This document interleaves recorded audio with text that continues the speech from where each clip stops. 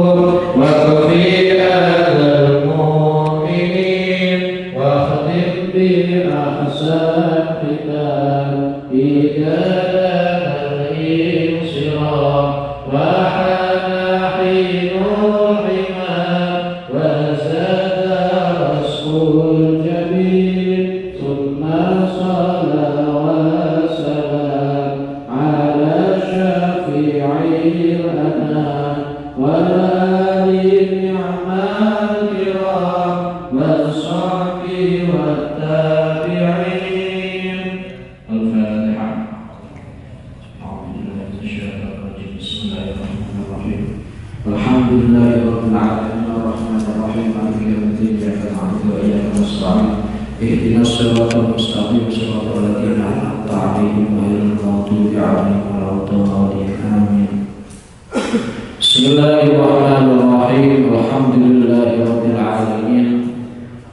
Wa afdhalus salati wa atammu taslim ala sayyidina wa maulana Muhammadin wa ala alihi wa sahbihi ajma'in. Subhanaka la ilma lana illa ma 'allamtana innaka antal alimul hakim. Allahumma anfa'na bima 'allamtana wa 'allimna ma yanfa'una وزدنا علما والحمد لله على كل حال. بسم الله الرحمن الرحيم. فإنه لو خلا البلد عن الحجة فإنه krono setuhune kelakuan lau khola lamun sepi albaladu apa negara anil hajami saking tukang campur. Wingi diterangno diantarane ilmu-ilmu sing hukumnya fardu kifayah adalah ilmu tentang pengobatan, ya, tentang pengobatan. Dan di antara sistem pengobatan adalah dengan apa? Campur. Tasaroha mongko dadi cepet apa alhalak apa kerusakan ilaihim marang ahlul balad. Tasaroha mongko dadi cepet apa alhalak apa kematian ilaihim marang ahlul balad. Jadi umpama ora ono sing tukang campur, maka kematian akan cepat menyebar, ya. Wahariju lan padha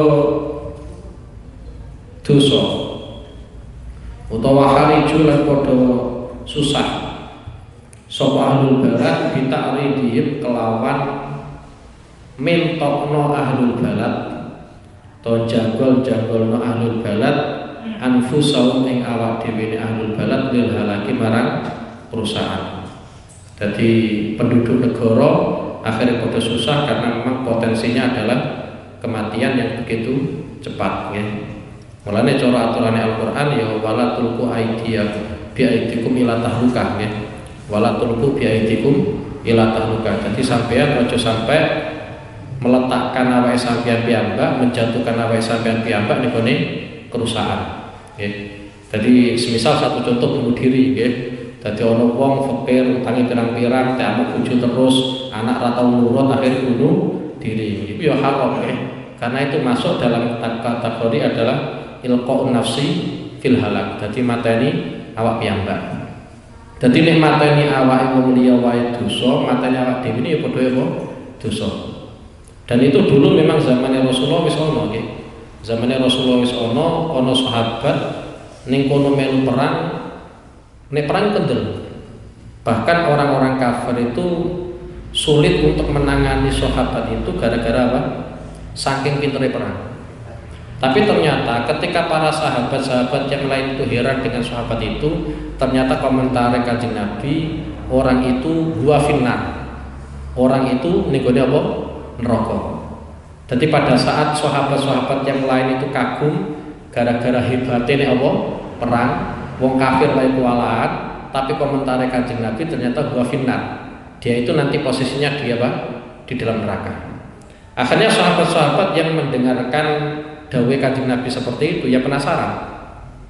Ya, penasaran. Karena begitu ganasnya terhadap orang kafir, belo Islam tenanan, komentar Kanjeng Nabi kok dia di dalam apa? Neraka. Orang kok mamang karo dawuh Kanjeng Nabi? Mboten nggih, tapi sahabat-sahabat itu penasaran. Ini nanti akhirnya jadi apa? Ternyata benar, ya. Sahabat sing nek perang kendel kuwi mau ternyata pada suatu waktu dia itu terkena tusukan dan tidak kuat menahan sakitnya, akhirnya dia bunuh diri. Lha wong kuwi nek wis kadung bunuh diri, sok ben siksane ya koyok ndekne bunuh diri. Jadi umpama ana wong bunuh diri kok dalam kondisi gantung, ya siksane rupa gantungan itu. Nggih. Modele wis ngene iku. Engko nek ana wong mati bunuh diri gara-gara glundung saka gunung, ya berarti sok ben siksane modele kaya ngene iku. Dan dulu zamannya Rasulullah ternyata sudah ada orang yang model bunuh diri.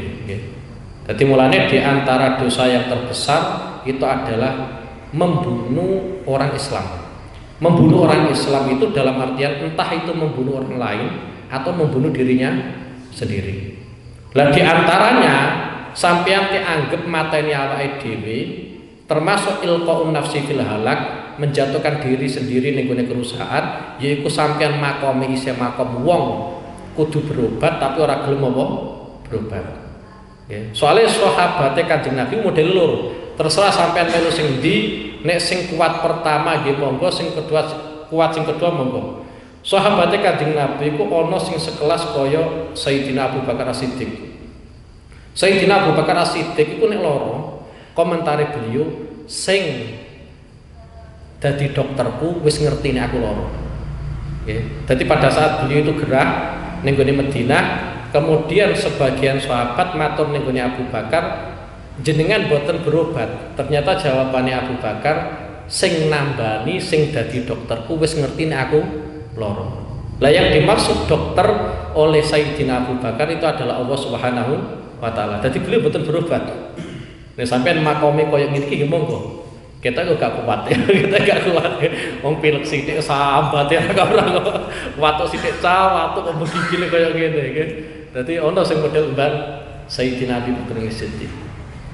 Di antara contohnya meneh, ana sahabat sing boten kersa ngobati penyakite. Niku wonten sahabat ingkang asmanipun Imran bin Husain. Imran bin Husain niku nggadhahi penyakit bol, nggih. Dadi ambeien. Ya parah nggih, parah. Sampai beliau iku nate tangklet ning gone Kanjeng Nabi, salat kuwi modele piye? Nggih, salatku modele piye? Soale nek piyambake kuwi ngadeg, piyambake boten kiyat. Karena saking parahe ambeyene.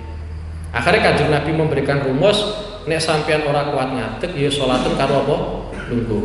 Nek lungguh kok sampean ora kuat, ya salat dalam kondisi turu miring. Iku barokah Imran bin Husain duweni penyakit ambeien, salat nek ngadeg kurkoso. Matur tenggone Kanjeng Nabi, akhirnya ada konsep, ada aturan, nek salat fardu kok ternyata ngadeg gak kuat ya lungguh, nek lungguh gak kuat ya turu apa? Miring. Engko nek turu miring kok gak kuat ya aplang-aplang gitu ya. Nek aplang-aplang saya ora kuat ya kedip-kedip lah kan. Nek kedip-kedip ora kuat ya ning gone ati mawon nggih. Ati. Nek ati wis ora kuat ya nek kubur wae jatahe ora kok salat tapi apa disolati nggih. Kenapa memang tahapannya seperti itu? Iki nek cara dawuh sebagian ulama saking utamane salat. Sampai dalam kondisi apapun orang itu bisa melakukan. Ya, dalam kondisi apapun itu orang bisa melakukan. Mulane umpama sampean somben kok ternyata takdirna pangeran numpak pesawat, ternyata ning pesawat sedina sewengi nggih, utawa gampangane ya 12 jam, iku ya sampean tetep salat. Nggih. Kemudian nanti wajib apa? Ada. Yang jelas sholat ada macam-macam bentuknya, itu tujuannya adalah untuk menunjukkan bahwa sholat itu banget apa? Istimewanya. Orang kudu sugih, sampean haji kudu sugih, zakat kudu sugih, poso kudu kuat. Tapi nek sholat itu sok wae tetep apa? Tetep iso. Iku saking nuduhno istimewanya sholat. Lah Imran bin Husain ketika tanya ning gone Kanjeng Nabi tentang sholat, jawabannya Kanjeng Nabi seperti itu. Nek ora kuat ngadeg ya lungguh, nek ora kuat lungguh tur miring. Lah, pernah suatu ketika Imran bin Husain kuwi ngobati ambeyine. Nggih. Jadi sebelum diobati kuwi seringkali beliau itu mendapatkan salam saka malaikat. Lah menungso biasa untuk salam saka malaikat. Itu berarti min ahlul jannah. Ya, termasuk min ahlil apa? Min ahlil jannah. Mulane Sayyidah Khadijah itu jelas-jelas min ahlul jannah karena memang mendapatkan salam dari Allah lewat malaikat. Lewat malaikat. Imran bin Husain ketika belum mengobati ambeyene iku seringkali beliau itu mendapatkan salam dari malaikat. Akhirnya saking gak kuatin nih penyakit ambeien ini, akhirnya diobati. Bareng diobati waras. Ternyata malaikat orang gelem moro meneh. Nggih, malaikat ora gelem moro meneh. Ya akhirnya wadul nih Kanjeng Nabi, matur dengan Kanjeng Nabi pas kula niku nembe gerah ambeien, ternyata malaikat itu gelem uluk salam ning gonanku. Bareng aku saiki waras, malaikat ora gelem apa? Uluk salam ning gonanku. Kemudian Kanjeng Nabi memberikan jawaban, sampean untuk salam bolak-balik sangka malaikat, iku barokah sampean iku lara ambeien. Lah saiki wis ora lara ambeien, mulane sampean ya ora entuk apa? Salam. Akhirnya matur tegane Kanjeng Nabi tulung dongakno kula muga-muga ambeiene balik meneh. Nggih. Kira-kira sampean wis kuat nek model ini. Tetep milih waras ora entuk salam sangka malaikat ora apa-apa. Cara komentare wong saiki wis tau lah ya, wis tau. Dadi ono sahabat sing model koyo ngene. Akhire nggih piyambake nggih ambeien terus. Nggih, dadi ono sahabat sing model koyo ngene iku. Tapi sampean nek kuat niru niki monggo. Tapi kita juga kenal di mana Kanjeng Nabi, sahabat Kanjeng Nabi niku nek lara ya ono sing golek obat. Bahkan Kanjeng Nabi piyambak niku pada saat gerah nggih napa golek obat. Nggih, ya tergantung sampean lah nek lara kira-kira makome sampean makom sing isih butuh obat utawa napa boten. Nggih. Nek cara dawuhe Sayyidina Nabi Ibrahim, wa idza maridtu fahuwa yashfin. Nggih. Iki prinsipnya Nabi Ibrahim. Ketika saya sakit, sebenarnya yang menyembuhkan saya itu adalah Allah Subhanahu wa taala, nggih. Dadi tetep ta'aluke atine Nabi Ibrahim ning gone Allah. Ora kok ning gone dokter utawa ora ning gone apa obat-obatan mboten, tapi ning gone apa? Allah, nggih. Lah adapun adanya obat, adanya dokter itu minangka wasilah mawon. Nggih, minangka apa? Wasilah. Tapi kita harus mengakui bahwa betapa hebatnya Allah di mana pada saat kita sakit ternyata Allah Subhanahu wa taala sing marekno, nggih. Yang jelas walatul kubiaidikum ila tahluka, ojo sampai kita menjatuhkan diri kita sendiri ning gone apa? Kerusakan. Lah di antara sistem yang dijelaskan oleh para ulama, orang itu menjatuhkan dirinya sendiri ning gone kerusakan, yaitu wong sing ora gelem berjuang. Mungkin zamannya Kanjeng Nabi itu seperti ini. Iki ning gone zamannya Kanjeng Nabi nggih. Jadi pada saat perang dia tidak ikut perang. Itu termasuk ilqaun nafsi fil halak. Menjatuhkan diri sendiri ning gone apa? Kerusakan. Karena ketika tidak ada sebuah peperangan melawan orang kafir, maka yang ada orang Islam yang tertindas. Contoh sederhana nih, ketika kita dalam kondisi arep jotosi wong, kita wae bales. Kita arep jotosi wong, kita wae jotos dhisik. Apalagi dalam urusan peperangan, di mana ketika orang kafir itu menyerang, maka orang Islam hendaknya ya ikut apa? Andil dalam memerangi orang kafir. Justru ketika ada orang yang di situ punya tanggung jawab perang, ternyata dia tidak mau apa? Perang, itu namanya ilqaun nafsi fil halak, menjatuhkan diri sendiri ning gone apa? Kerusakan. Lah dalam peperangan itu mbok piye-piye butuh modal. Nggih. Nek ajarane Kanjeng Nabi, masing-masing dari seorang pejuang, nggih, masing-masing dari seorang pejuang itu jangan sampai dalam urusan biaya kehidupan menjadi beban sahabat yang lain. Iku ajarane Kanjeng Nabi. Mulane ada satu peperangan di mana ono wong lanang loro isih nom, nggih. Wong lanang loro isih nom. Ternyata beliau itu hanya memiliki modal kurma siji. Nggih. Ini yang disampaikan oleh para ulama, nggih. Dadi ono wong lanang loro duweni modal kurma siji. Matur tenggone Kanjeng Nabi kula nderek perang. Yang ditanyakan oleh Rasulullah adalah awakmu modalmu apa? Ternyata yang ditunjukkan kepada Rasulullah cuma satu kurma. Gara-gara sudah punya modal satu korma, akhirnya Rasulullah mengizini, ya wis melu perang gak apa-apa. Akhirnya satu korma itu digawe mut-mutan. Ora kok tetelan mboten nggih. Dadi mut, engko nek sing sijine wis bar ganti sing sijine wis bar ganti apa? Sijine. Nggih. Mulane mbok piye-piyeno, sampean duweni duit pira wae iku gak mungkin nyaingi satu korma yang dijadikan modal sahabat untuk memperjuangkan apa? Islam. Karena satu kurma yang dimiliki oleh sahabat itu mampu menjayakan Islam, sedangkan kita punya jutaan atau bahkan miliaran atau sepuluhan lagi orang Islam dari Islam itu jaya. Mungkin kalau organisasi kita maju, tapi untuk memajukan Islam kita punya andil di situ gak? Mulai cara dawuh Kanjeng Nabi, ashabi la taj'alu ashabi waradun. Sampai orang usah ngelek-ngelek sahabatku, yo ora usah nyindir elek ning gone apa? Sahabatku. Okay. Kenapa? Karena separuh kurma yang menjadi modalnya sahabat untuk melakukan perjuangan Islam itu tidak sebanding, okay, tidak bisa dibandingi oleh harta yang kita miliki meskipun itu separuh gunung Uhud. Okay. Karena kita nggak bisa membayangkan, okay, satu kurma membuat atau punya andil dalam kejayaan Islam. Sedangkan kita punya jutaan, punya ya miliaran mungkin ya, untuk menjayakan Islam saja kesulitan. Mungkin partai ini kita gede, organisasi ini kita gede, tapi Islam ini ya mbah, mulai cara dawe Al-Quran wa anfiqu fi sabilillah. Sampeyan kuwi nek dalam berjuang apapun, apalagi berjuang dalam kaitannya agamanya Allah, ketaatan menyang Allah, kudu duweni modal piyambak. Jangan sampai kita itu menjadi beban orang lain. Karena dulu itu sudah ada. Di antara yang diceritakan ning hadis, biyen kuwi pada saat haji, wong haji biyen itu kan punya apa ya? Sebagian orang itu punya adat nek mangkat haji ku karo dagang. Nggih. Dadi nek pas mangkat haji karo apa? Dagang. Luweh-luweh penduduk Yaman. Nggih, penduduk Yaman itu nek haji iku nyambi dagang. Ternyata dengan sistem yang seperti ini itu lebih baik. Karena barokah ini dagang akhirnya tidak menjadi bebannya jamaah haji yang lain. Ternyata ada sebagian jamaah dari penduduk Yaman mangkat haji, orang gowo modal apa-apa, yo orang gowo barang dagangan. Padahal ning omahe kuwi duweni barang apa? Dagangan. Umpama dol ya apa? Baik. Akhirnya mangkat haji bareng tekan haram, tekan tanah haram, ternyata ini akhirnya jalur-jalur. Yang dikritik oleh Rasulullah itu bukan kok wong haji karo gowo barang dagangan mboten. Tapi justru yang dikritik oleh Rasulullah adalah wong sing gayane tawakal, desainnya tawakal, casingnya tawakal, tapi pada akhirnya malah jalur.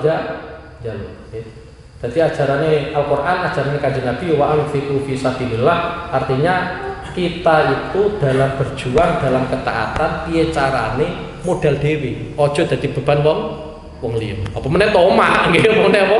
Tomak lha kono kowe kok ate gratisi. Senengane gratisan ya repot mulane sugih angel, nggih. Senengane apa? Gratisan. Fa innal ladzi anzalad dawa.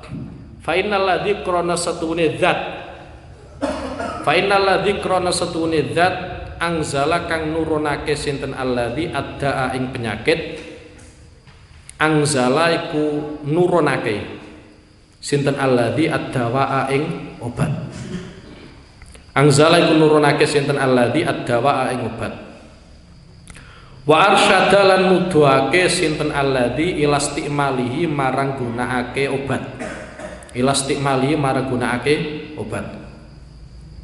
Wa ada lan nyapake sinten alladzi sinten dat al asbaba ing pira-pira sebab al asbaba ing pira-pira sebab li taatihi krana tumandang obat.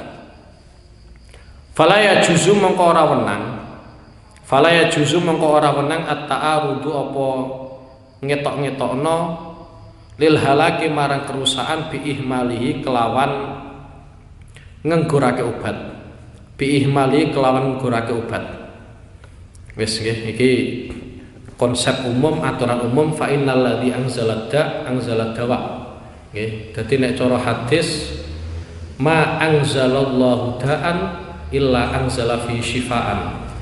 Fatadawu wala tadawu bi haramin au kama qala Rasulullah. Dadi pangeran kuwi nek nuruno penyakit, maka pasti Allah Subhanahu wa taala iku nuruno obate. Cuma kadang obate ketemu kadang enggak. Mulane obat ya cocok-cocokan. Mungkin obat-obat itu apa? Cocok-cocokan. Jadi ma anzalallahu da illa anzala fi syifa. Pangeran kuwi nek nurono penyakit mesti nurono obate. Lah kadang obat kuwi pedhek karo penyakite. Mulane Kanjeng Nabi kadang memberikan rumus yang dimana orang itu mungkin ya janggal. Wingi tak terangno, nggih, wingi tak terangno. Jadi ketika satu contoh, sampean gadahi minuman kopi utawa apa, ternyata kecemplungan laler. Laler kuwi nek nyemplung ning gone minuman, iku biasanya swiwi kiwa. Karena swiwi kiwa iku nggawa penyakit. Tapi rumusnya Kanjeng Nabi, nek minumane sampean kok ternyata kecemplungan laler, lalere sisan celupno. Nggih, aja kok sampean buka minumane. Eman. Nggih. Wong kadang modale pas-pasan ning gone warung, nggih. Durung diombe ternyata kedisian apa? Laler. Kan yo mesano lagi. Nggih. Lagi pula umpama sampean nyelupno laler ning gone apa? Minumane sampean. Minumane sampean bisa tetep halal kok. Ora usah gaya jijik lah, ora usah gaya jijik. Gaya ini jijik-jijikan barang. Dalam hal ini jijik haram. Rasa jijik. Sampeyan celupno mawon. Dadi ora usah aja angkat dhisik, nggih. Sampeyan celupno dhisik, bar iki lagi sampeyan angkat. Salah apa suwi sing bagian tengen sangka laler iku minangka obat kanggo penyakit sing ana ning ngene apa? Suwi iki. Dan itu dulu dijelaskan oleh Rasulullah sallallahu alaihi wasallam. Jadi memang Rasulullah itu nek arani tabib ya pantas saja. Mau dalam urusan medis beliau ya paham. Di antaranya meneh nek sampean awake pengen sehat itu di antaranya nek turu, iku lampune aja mekan. Nggih. Repotnya kadang omahe sampean kakean tikus yo apa ya. Kok nek ora makan malah sampean diserang tikus lagi itu meneh. Ini dalam kondisi normal umpama tikus-tikus itu enggak ada. Tikus-tikus enggak ada. Nggih, dadi lampune sampean pateni nggih. Pancen peteng nggih, apike ngono. Ya, jadi supaya sampean itu nek pas keselin nemen cepet ilangi. Itu dulu juga pernah disampaikan oleh Rasulullah Shallallahu Alaihi Wasallam. Okay. Jadi pangeran itu nek nurono penyakit mesti nurono apa? Obat. Cuma kadang obat iki kecekel, kadang apa? Ora. Okay. Lah pesene Kanjeng Nabi fatadawu. Nek sampean makome kok isih apa? Kudu berobat ya berobat. Cuma wala tatadawu biharamin. Ojo sampai perkara-perkara sing haram ning kono sampai dadi obat. Satu contoh yang dilarang oleh Rasulullah, ya, satu contoh yang dilarang oleh Rasulullah, sampeyan nek ngobati atau sampeyan ngombe obat, jangan sampai menggunakan miras. Nggih, minuman-minuman keras, nggih, khamr atau yang lainnya itu jangan sampai. Kenapa? Nek dawuhe Kanjeng Nabi kuwi khamr kuwi mbok piye-piye malah nambahi penyakit. Nggih, khamr iku mbok piye-piye tambah apa? Penyakit. Cuma fi maqami tadawi nggih, dalam konteks-konteks berobat itu ada kalanya sesuatu yang awal mulanya itu tidak diperbolehkan tapi pada akhirnya diperbolehkan. Satu contoh umpama ana wong ternyata balunge poklek. Golek balung sing sejenis ternyata tidak menemukan. Kira-kira sing rodok mirip ternyata balunge asu. Ya wis, sampean sambung nganggo balunge asu mboten napa-napa. Nek wis waras ora usah sampean copot. Nggih. Jadi awal mulanya menggunakan balung asu gak oleh karena itu adalah najis. Tapi karena dalam urusan pengobatan mboten napa-napa. Sing jelas pesene Kanjeng Nabi ku aja sampai menggunakan miras sebagai apa? Obat. Adapun yang lainnya itu masih diperbolehkan. Bahkan ada sebagian yang unik, nggih. Mungkin tim medis ini lebih mengetahui. Yang jelas saya baca itu dari hadisnya, bukan dari medis, betul nggih. Nate ono wong kuwi pertama kali manggon ing Medina. Nggih, manggon ing Medina. Medina biyen itu kan mungkin bisa dikatakan seperti Jawa. Jadi jalmu moro ya jalmu mati. Mulane rata-rata sahabat Kanjeng Nabi sing hijrah saka Mekah ning gone Medina iku mesti awal-awal loro. Nggih.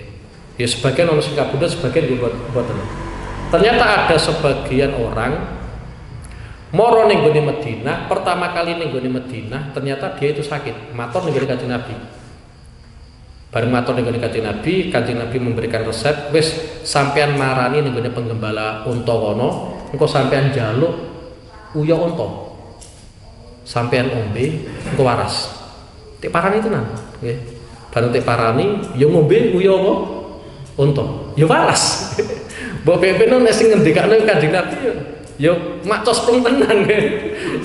Nggih. Dadi ya tik ombe.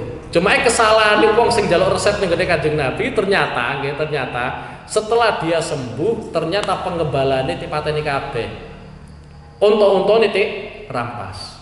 Nggih. Akhirnya diserang Kanjeng Nabi. Dadi awal mulane ku apik, njaluk apa obat, tik wae resep Kanjeng Nabi tik lakoni waras malah apa? Malah saiki nyolong. Nggih. Dadi kadang ya ngene kuwi, wong tujuane apik, kadang balesane apa? Elek. Ya ono wae nggih. Wa dal asbab li taati fala yajuzu at-ta'arud lil halak bi ihmalihi. Wa amma malan anapun utai perkara yu'addu kang den wilang apa ma fadilatan ing fadilah la faridatan ora wajib fata'ammuku mongko iku jerok-jerokno fi daqaiqil hisabi ing dalem jelimet-jelimete itung-itungan wa haqaiqit tibi lan pira-pira saknyatane ilmu kedokteran. Dadi intine ngene lho ya, ilmu sing ning kono statusnya itu fadilah, sebuah keistimewaan bukan sebuah kewajiban. Sampean sinau matematika sing jelimet itu. Kira-kira sampean urip mulai cilik sampai mati iku ora kanggo. Nggih. Kan yo ono ilmu matematika sing model niku. Sampe mikir pewenanan mikir nggih. Padahal yo ora kanggo. Nggih. Lah iku umpama sampean kuasai itu tidak termasuk sebuah kewajiban. Tetapi cara ajaran Islam itu disebut sebagai sebuah keistimewaan, tapi mboten apa wajib. Jadi umpama sampean ora tenanan, iku nanti salahno Islam ngono lho. Nggih. Umpama sampean ora tenanan, ya syukur-syukur iso apa? Iso tenanan nggih. Tapi kita nek matematika itu ora patek seneng. Nggih. Dadi nek pas matematika ora patek seneng, tapi nek duit seneng. Nggih, sembah. Dadi padahal nek padha hitung-hitungane tapi ya dhewe rasane ya. Wa ghairi dzalika lan liyane mengkono-mengkono daqaiqil hisab wa haqaiqit tib. Mimma saking perkara yustaghna kang den sumugi apa anu saking ma. Walakinnahu lan angin tetapine ma iku yufidu maidaya apa ma ziyadata quwatin ing tambahan kekuatan fil qadri ing dalam kadar al muhtaji kang den butuhna apa ilahi marang kadar. Wa ammal madmumu lan anapun utawi ilmu kang den paidu diwilang Allah minhu saking ngelmu sing ora syariat fa ilmu sihri mongko iku ilmu sihir nggih iku termasuk ngelmu sing ning kono apa dipaido syariat nggih tapi ngene nggih nek cara dawuh sebagian ulama niku sampeyan nek belajar ilmu sihir mboten napa-napa nggih sampeyan belajar ilmu sihir mboten napa-napa sing penting sampeyan gunakno sing apik-apik ngono lho. Repote kadang wis kadung duweni ilmu sihir ku hawane lho pengen ngeleki wong wae yo. Lha iku sing repot nggih. Dadi ilmu sihir sampean belajari ku sebagian ulama ngendikan mboten napa-napa. Sing penting penggunaane apik. Kemudian dalam prakteknya juga tidak mengandung sesuatu yang dilarang oleh syariat. Semisal ternyata sampeyan sinau ilmu sihir ternyata mantrane iku mantra-mantra syirik. Utawa amalia syirik. Semisal kadang ono wong belajar dukun, akhirnya Quran ide-ide, itu kan termasuk apa?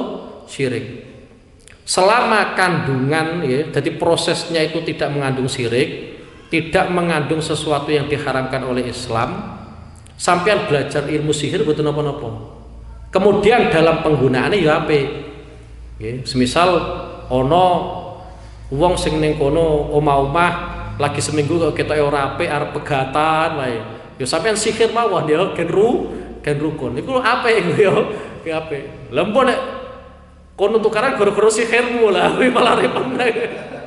Ilmu sihir kok malah tega ngono ya. Iku cara dawuh sebagian ulama nggih. Dadi mempelajari ilmu sihir mboten napa-napa, sing penting penggunaane iku apik.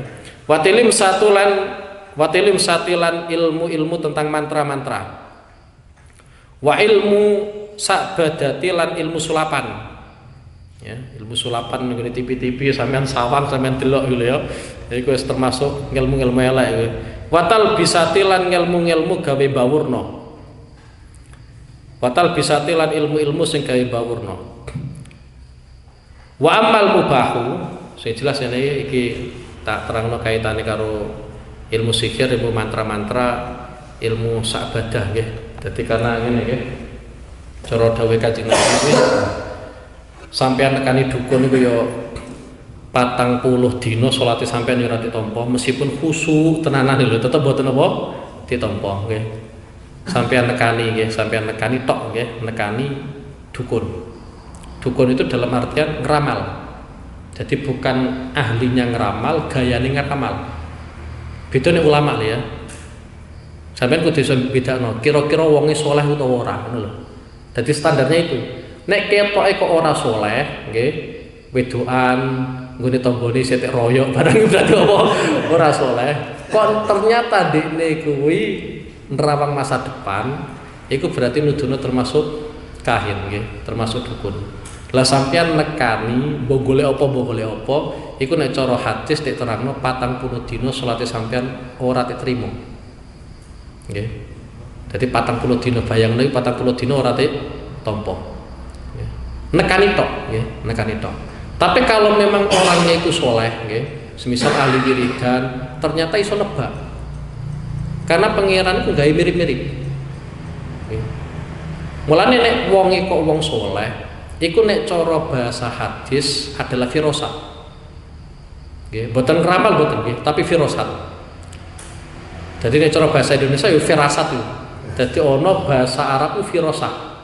Ning gone hadis disebutna ittaqu firasatal mukmin fa innahu yangduru binurim minallah. Atau kama qala Rasulullah nggih. Sampeyan kudu khawatir kepada firasatnya mukmin. Kenapa kok harus khawatir, takut kepada firasatnya orang mukmin? Karena orang mukmin yang mempunyai firasat biasanya itu dia melihat berdasarkan nurin minallah, cahaya dari Allah. Jadi nek sampean delok secara fisik, iki padha karo dukun, koyo ngeramal, kok ngene. Ya fakta. Okay. Kenapa? Karena fa innahu yang dulu binurin minallah. Orang-orang yang mempunyai firasat itu biasanya ningali masa depannya wong liya ikut dengan cahaya minallah. Sedangkan nek dukun iki mboten, pancen ngawur lho ya, pancen ngawur. Mulane sampeyan nek nekani dukun, nekani tok wae nggih, iku salate sampeyan 40 dina apa ora ditampa. Mulane hati-hati kudu bisa bedakno iki dukun utawa iki apa wong saleh kudu apa bisa bedakno. Terus meneh nggih. Sampeyan nek nyuwun bantuan jin. Nggih, soalnya wong Jawa iku piye-piyene ya isih percaya karo jin. Jin iku luwih canggih daripada apa? Menungso. Dadi ngene nek dawuh para ulama nggih. Dadi ana al-istihdam bil jin utawa al-isti'anah bil jin, sampeyan njaluk bantuan jin. Hukum asli sampeyan njaluk bantuan jin iku asline padha sampeyan njaluk bantuan wong. Karena pada hakikatnya jin itu ya makhluk. Jadi sampeyan jaluk bantuan tanggane iku oleh. Selama tidak haram. Nggih. Beda nek jaluk bantuan, ayo ewangi aku nyolong, ya iku dhewe meneh nggih.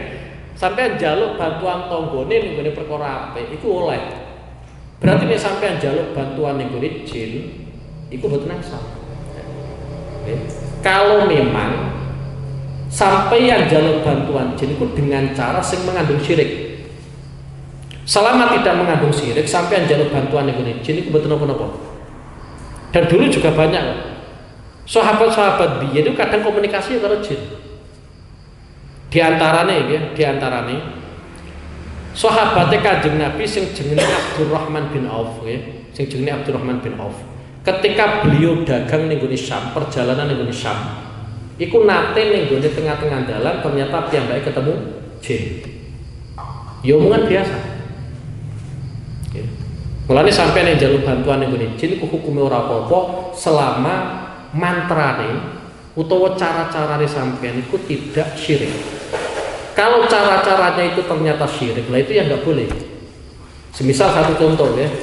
Sampeyan jaluk bantuan ning jin dengan cara ngidil-ngidil Al-Qur'an. Utawa dengan cara salat sampeyan salat maghrib madhep ngetan. Lah itu berarti mboten apa? Mboten angsal. Karena melanggar aturan Islam. Tapi selama tidak melanggar aturan Islam, sampeyan jaluk bantuan ning jin boten napa-napa. Iki jaluk bantuan. Ana meneh dalam Islam itu istihdam. Istihdam iku ndadekno jin sebagai budak. Nggih. Iki sing rawan nggih. Iki sing rawan. Soale wateke jin iku duweni sifat inting-inting. Nggih. Sapas ya. Jadi kira-kira nek mbaene iso naklukno jin, kira-kira putune itu yang menjadi ancaman jin. Mulane kadang mbaene pas ning kono memperbudak jin, mbaene ku aman-aman saja, tapi kadang yang jadi korban itu putune. Nggih. Putune diganggu jin wae. Soale jin umure dawa-dawa, nggih. Ya ora mati-mati nggih. Nek umure menungso kan sedih lah, paling mentok sampean swidak iku wis kesuwen ya, wis kesuwen ya. Swidak. Sedangkan jin umure dawa-dawa. Mulane kadang karo mbaene iku takluk, tapi nek karo putune malah putune diganggu. Iku istighfar kerja. Mulane ora usah golek jin-jin bareng, ora usah golek tuyul bareng, ora usah ora usah. Wis tuyul-tuyul dhewe ora usah golek apa? Ora usah golek tuyul ya. Bismillahirrahmanirrahim.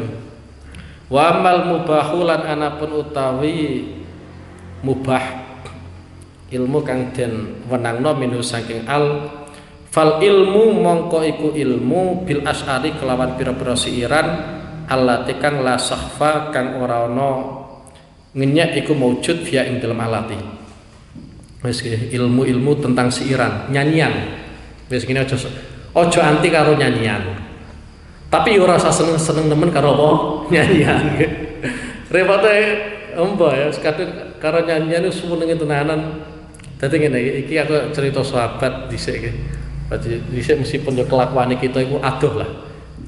Biyen kuwi ana sahabate Kanjeng Nabi sebelum beliau masuk Islam. Iku aktivitasnya kebiasaan gawe lagu-lagu. Kebiasaan gawe lagu-lagu. Tapi semenjak beliau itu masuk Islam, beliau punya komitmen, punya prinsip, lagu-laguku, siiran-siiranku sekarang saya ganti dengan Quran. Jadi sebelum Islamku biasanya nyanyi, bareng masuk Islam sregep maca Quran. Jadi ora tau nyanyi meneh, padahal punya bakat gawe lagu. Nah kita kan enggak, Quran ditinggalkan golek lagu-lagu. Macam wis wateke kita koyo ngene. Tapi kira cerita ada sahabat, minimal sampean gak ngerti nggih, minimal sampean gak ngerti. Dadi ana sahabat kuwi mbiyene kafir, bakate gawe lagu-lagu, tapi semenjak beliau masuk Islam, punya komitmen, punya prinsip, lagu-laguku tak ganti nganggo Quran. Dadi wis ora tau nyanyi belas, akhirnya maca Quran terus. Ono sing model niku. Nah iki kita ya abot, jelas abot iki ya. Jelas abot. Wah, HP ini kita yo kebak kok. Kebak lagu-lagu ya. Wis mulai Indonesia, Malaysia, gopo ono kabeh. Arab, Inggris kadang yo ora paham. India bareng kan yo ora paham sampean. Tapi yang digune HP iki. Iki kaitane karo sahabat sing pertama. Ono sahabat Kanjeng Nabi nggih, ono sahabat Kanjeng Nabi. Iku memang beliau bakat nyanyiir iku mulai zaman jahiliyah. Jadi saat durunge Islam itu pancen beliau wis bakatnya apa? Nyiir. Tapi ketika beliau masuk Islam tetap nyiir. Tetap lagu-lagu. Yo gawe lagu ya enak. Dadi ono sing sahabat sing model ngene iki. Lah mungkin iki sampeyan isih masuk ning kono. Cuma sampeyan ora duwe bakat gawe lagu iku apa? Lagune Bang Roma wae. Dadi gak punya bakat lagu tapi senengane apa? Lagu. Lah dalam aturan Islam, ya, dalam aturan Islam, sampeyan nek krungu lagu-lagu atau gawe lagu, sebenarnya itu hukum aslinya itu ya boleh-boleh saja. Dengan beberapa catatan. Catatan yang pertama, memang kandungan lagunya itu tidak mengajak kepada sesuatu yang mungkar. Kalau dalam nyanyian itu ternyata ada lagu-lagu yang di situ kok mengajak kita kepada kemungkaran, entah itu syirik ataupun yang lainnya, maka itu tidak diperbolehkan sampean gawe lagu yang ini. Wis paham nggih? Jadi nek semisal sampean gawe lagu ternyata porno isine nggih. Lah itu haram itu. Enggak boleh. Tapi kalau dalam lagu itu ternyata mendorong kita untuk melakukan ketaatan, maka enggak apa-apa. Di antara salah satu contohnya kan ya burdah. Burda itu kan sebenarnya ya lagu, nek cara bahasanya apa? Arab, ya syair. Sebagian sahabatnya Kanjeng Nabi juga iku mbelo Kanjeng Nabi lewat lagu-lagu. Ojo salah paham nggih. Soalnya sering tak ceritani sampean nggih. Jadi Kanjeng Nabi itu kalau ada orang kafir ngentai Islam, cara orang kafir ngentai Islam itu seperti apa? Orang kok langsung sithik-sithik pateni sithik-sithik pateni mboten. Nek semisal satu contoh, ono wong kafir ngenyek Kanjeng Nabi lewat siiran. Iku biasanya Kanjeng Nabi ngundang sahabate sing pinter nyiir kon gawe siiran nglawan lagu niku. Ora kok langsung cepatane mboten. Dadi ngundang sahabat sing pinter gawe lagu sing ning kono nyerang utawa melawan apa? Orang kafir. Jadi kalau mereka melawan apa menyerangnya dengan lagu-lagu, maka Kanjeng Nabi ngelawannya yang nganggo lagu-lagu. Meskipun tidak kanjeng Nabi piyambak, tapi sahabatnya kanjeng Nabi. Jadi cara melawannya seperti itu. Kalau memang orang kafir ngejak perang, kita layani perang. Orang kepala jadi pengecut, nggih. Ketika dalam urusan ekonomi, yaitu pada saat ini diceritakan oleh para ahli sejarah, pertama kali kanjeng Nabi hijrah di Medina, itu kan sebenarnya pasar Medina dikuasai oleh orang Yahudi, bukan orang Islam. Padahal di Medina itu agamanya itu ya banyak, mungkin ya seperti Indonesia, majmuk lah. Jadi mulai Yahudi yono, Majusi yono, Nasrani yono dan seterusnya. Bahkan Islam di Medina itu juga sudah ada.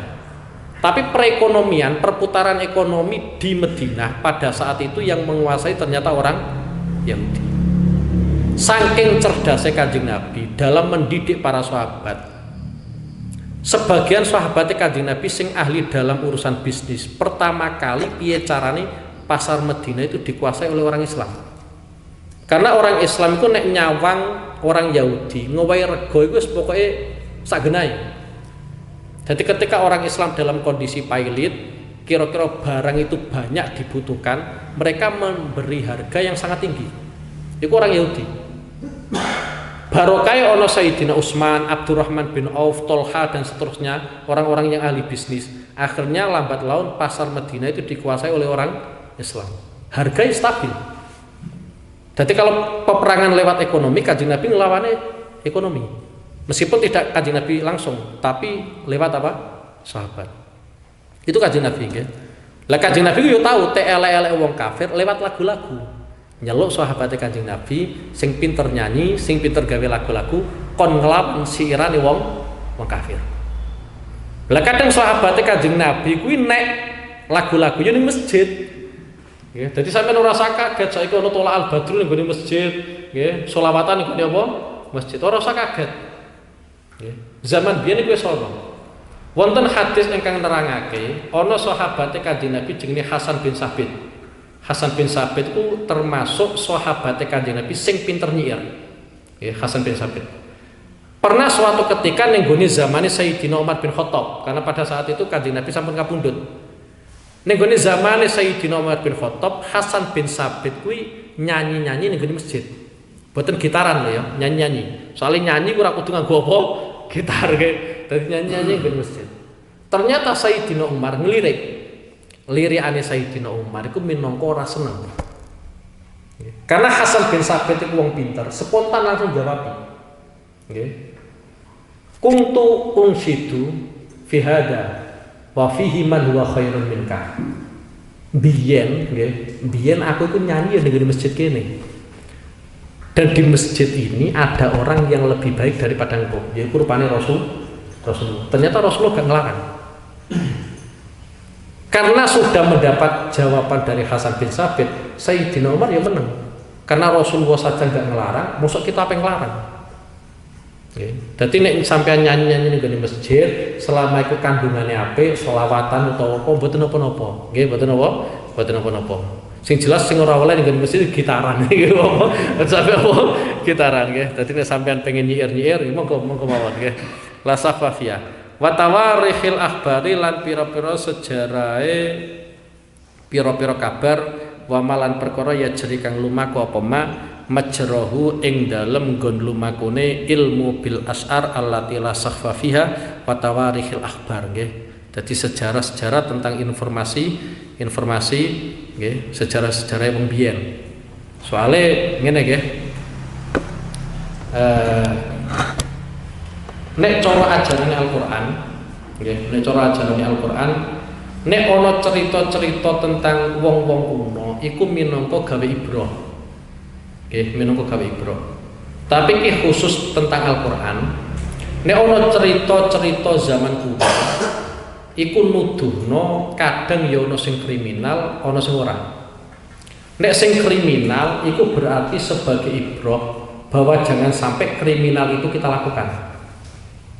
Soalnya kriminale umat-umat sadurunge Kanjeng Nabi kok ning kono disebutkan dalam Al-Qur'an, umat Kanjeng Nabi biasanya ana sing nglakoni. Nggih, sering tak terangno nggih. Ketika satu contoh Al-Qur'an menjelaskan tentang Qabil mateni Habil. Qabil mateni Habil. itu adalah sebuah kriminal, sebuah kemaksiatan rupane mateni. Ternyata kalau sampean teliti, yo pirang-pirang umat Kanjeng Nabi ada oknum sing mateni. Jadi kemaksiatan yang dilakukan oleh umat-umat sebelum Kanjeng Nabi itu pasti umat Kanjeng Nabi ono sing lakoni. Lah tugas kita itu adalah piye carane jangan sampai jadi apa? Pelaku. Satu contoh diantara ketika Kan'an membantah Nabi Nuh, ono anak wani ning gone apa? Wong tuane. Sampeyan saiki rasa kaget. Lha yo kok ono anak kok wani apa? Wong tuane. Sekelas Nabi itu bantah anake lho. Apa meneh sampeyan yo ora nabi yo ora kiai. Gitu bantah anake wis biasa. Tadi sekelas Nabi itu nate bantah Kan'an.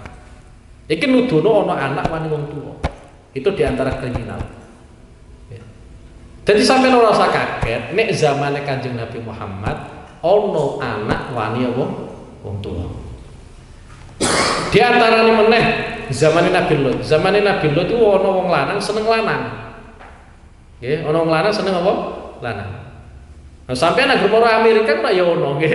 Bahkan ning Indonesia piyambak ning Bali ya ono nggih. Lanang rabi apa karo lanang. Karena dulu sudah pernah ada kriminal yang seperti itu. Jadi nek nggone Al-Qur'an sampeyan titeni mawon nggih. Dadi nek ana kriminal-kriminal yang sudah dilakukan oleh umat-umat sadurunge umat Kanjeng Nabi, iku nudono umat Kanjeng Nabi sebagian mesti ana sing nglakoni. Sehingga cerita-cerita zaman dulu itu bukan hanya sebatas cerita. Piye carane kita iku ngalap ibrah. Mulai cara ning Al-Qur'an disebutno fakta biru ya ulil albab. Sampai kudu ngambil ibrah. Ojo sampai aku nglakoni ngono, ojo sampai nglakoni apa? Ngono. Lah repote zaman akhir Quran ra tau diwaca ra tau dipahami. Kadang yo waca, yo rungono tok, kok enak suarane. Ngono tok nggih. Ora kok nerangno apa gak nggih. Ya semisal kadang malah ning acara-acara gawe seremonial tok, gawe pantes-pantesan. Karena acara pengajian akhirnya maca Quran. Pas maca Quran, yo ora paham sing wacakno. Kadang sing maca yo ora paham nggih. Iku nudono Quran zaman akhir kari jenenge tok. Kari jenenge tok. Kenapa kok kari jenenge tok? Soale Quran gawe wacan-wacanan tapi sing maca ya ora paham isine, sing ngrungokne ya ora paham. Kok nek pas ketepakane suarane Al-Qari kok enak, komentar enake anake sapa kuwi. Pas ketepakan suarane ra enak, tek paidu. Goro-goro suarane apa? Ora enak. Mestine nek sampean nggih wong mukmin tenanan, ketika ada orang membaca Quran, itu sebisa mungkin itu sampean pahami. Lah pahami kaya mbiyen wis tak terangno, pahami ku ora kudu terus detail ora kudu nggih. Nisbate alhamdulillah ya berarti iku pujian kanggo apa? Iku termasuk apa? Pahami. Mulane nek Sayyidina Umar iku gadahi tradisi nggih. Nek sekirane ayat-ayat iku kok normale ndadekno wong sing maca iku nangis. Sayyidina Umar kok ora nangis? Beliau gayane nangis. Semisal kayak satu contoh ono ayat nerangno siksaan neraka. Normale wong nek paham kan nangis. Lah kita kok ora iso nangis. Atine atos panen. Atine atos kok nangis suka ngelan. Lah sekelas Sayyidina Umar pun demikian. Kadang nek maca ayat Quran sunai kok ning kono nangis, ternyata beliau betul apa? Nangis. Beliau gaya nangis. Yo ngono ya gaya. Dadi ora nangis tapi apa gaya nangis. Pancen ngono. Lagi nuduno sunah nggih, sunah. Dadi nek sampeyan ora iso nangis, yo gaya nangis. Lah repote wong Islam zaman akhir iku nek pasti terang tentang neraka, malah guyu laka-laka. Ora kok kuwatir mlebu neraka mboten nggih. Belas ra kuwatir nggih. Lah ketika tek wacana ayat tentang swarga, yo ora minat pengen mlebu. Nek Kanjeng Nabi mboten ngoten ya. Kanjeng Nabi nate nerangno tentang neraka, tentang swarga. Koyok-koyok swarga iku ning gone ngarepe, neraka ning gone ngarepe. Pancen wong nek wis kadung pedhe karo pangeran nggih ngoten. Pernah Kanjeng Nabi itu di hadapan para sahabat, beliau teng mimbar, Kanjeng Nabi teng mimbar. Nerangno tentang kenikmatan surga. Ketika beliau nerangno kenikmatan surga, iku koyok-koyok Kanjeng Nabi arep njupuk buah ning gone surga. Yo ngene-ngene. Yo Kanjeng Nabi. Kenapa? Koyok-koyok wis ketok. begitu pula sebaliknya, ketika Kanjeng Nabi ku nerangno neraka, iku ya mundur-mundur. Kuwatir nek mlebu apa? Neraka. Lah kita kan enggak. Dadi nek terangno swarga ya ora minat mlebu. Meskipun nek tak pengen mlebu swarga ora pengen, tapi nek terangno swarga belas ora minat. Ora ono peningkatan ngamal. Nek terangno neraka ya belas ora wedi. Malah kadang guyu lakak-lakak koyo. Ya sumpah. Ya watawarikil akbar, dadi cerita-cerita wong kuno iku ya perlu nggih. Cerita-cerita wong kuno perlu apa meneh sejarah tentang Kanjeng Nabi. Ya mulane aku ya susah ya seneng nggih. Dadi nek ono selawatan rame-rame iku ya seneng. Mbok piye-piyene iku ya muji-muji Kanjeng Nabi. Tapi satu sisi yang lain ya susah. Susah apa? Soale wong rame-rame tapi gak paham. Lah sampeyan tak wacano abtadiul imla bismidatil aliyah kan ya ora paham. Apa artine kan ya ora paham. Al jannatu wa na'imu sa'atul lima yusalli wa yusallim wa yubarik ali kan ya ora paham. Apa artine iku ya. Pokoke sing penting Arab iku nuduhno muji apa? Kanjeng Nabi. Atas nama sampean muji Kanjeng Nabi ya itu sebuah prestasi gitu. Tapi satu sisi yang lain ya kita kudu paham tentang sejarah Kanjeng Nabi. Ya mulai cilik sampai beliau kabudut. Dawuh para ulama itu tidak ada sejarah sebaik Kanjeng Nabi. Tidak ada perilaku yang paling layak untuk diikuti ngalahno perilakune Kanjeng Nabi. Nek kita gak paham piye carane niru. Nggih. Mulane sampean nek ndelok artis ning gone TV gampang niru karena sampean ngerti. Nggih, sampean sawang. Oh, koyo ngene sampean sawang. Akhirnya spontan yang niru. Sedangkan sampean tentang sirah Kanjeng Nabi, sejarah Kanjeng Nabi belas gak paham. Nggih. Iku kaitane tentang sejarah Kanjeng Nabi. Mulane nek ulama-ulama mbiyen nek didik anake, nggih nek didik anake. Didik tentang sejarah Kanjeng Nabi. Nek wis bar mulang iku biasanya wong tuane ngomong dengan sejarah inilah kami terhormat, yakni dengan sejarah Kanjeng Nabi kami apa? Terhormat. Maka sampean yo kudu paham. Lah repote saiki bocah ora patek paham tentang sejarah Kanjeng Nabi.